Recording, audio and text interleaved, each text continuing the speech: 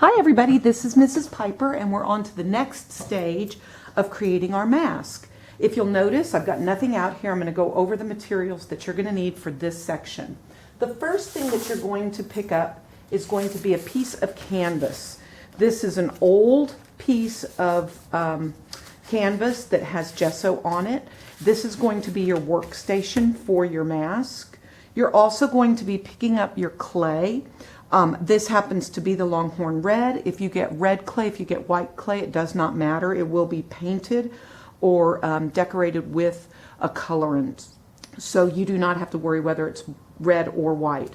I'm placing the clay in the middle of my work area. You will also receive or pick up a roller, 2 sets of rulers that have been taped together. If you'll notice, this is actually 2 wooden rulers taped together. This is to create an even slab because the clay piece that you're going to be working with is a piece of slab. So your slab of clay has to be even all the way around. You're also going to need a plastic knife, which I have brought. And that's going to be it for this portion, but you will need the template that you cut out of newsprint earlier. So this will come into play in just a few minutes. But right now let's talk about rolling a slab. There are 3 main hand building techniques that artists use. One is a pinch pot, where you start with a ball of clay and you pinch out the walls. The second is a coil pot, where you roll snake-like forms of clay and you build them up on top of one another. And the third is slab. A slab is exactly as it sounds. It is a flat piece, kind of like a pancake, of clay. But you'll notice that the clay that I'm giving you is approximately 1 inch thick, and it's very skinny. So we're going to have to roll out the clay. So I'm going to roll it, and you want to roll it all different directions so that it spreads out evenly. You don't just want to make it long and skinny, because remember, it has to accommodate this template. So you want to make sure that as you roll out your clay, you're making it wider, you're making it longer, and you'll notice the table does wiggle a little bit. I've got the camera on a separate table so that hopefully the camera is not wiggling, just the table. Now, what will happen is I will continue to roll my slab until the roller hits the thickness of the ruler, and then it won't let it go any further. And I'll have to make sure that it's big enough for my template, which it's not yet. So I'm going to keep rolling.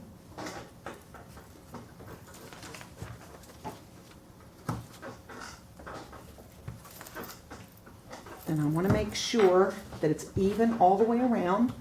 Some people will actually pick up the clay and turn it over. That way it's being pressed on both sides. That's fine too. But once I've hit my ruler, which I really have, I know that the mask is the proper thickness. So now I just have to make sure that my template fits. If it doesn't fit totally, I might want to trim it. If it doesn't fit totally, I might want to trim it, but this looks pretty close. So I'm going to take my knife, and I'm going to, hold on just a moment. I'm recording. Talk to you soon. Love you. I'll call you right back. Bye. So, I apologize for that. This template now fits on my clay. So I'm going to take my knife. I'm going to cut it out around the template.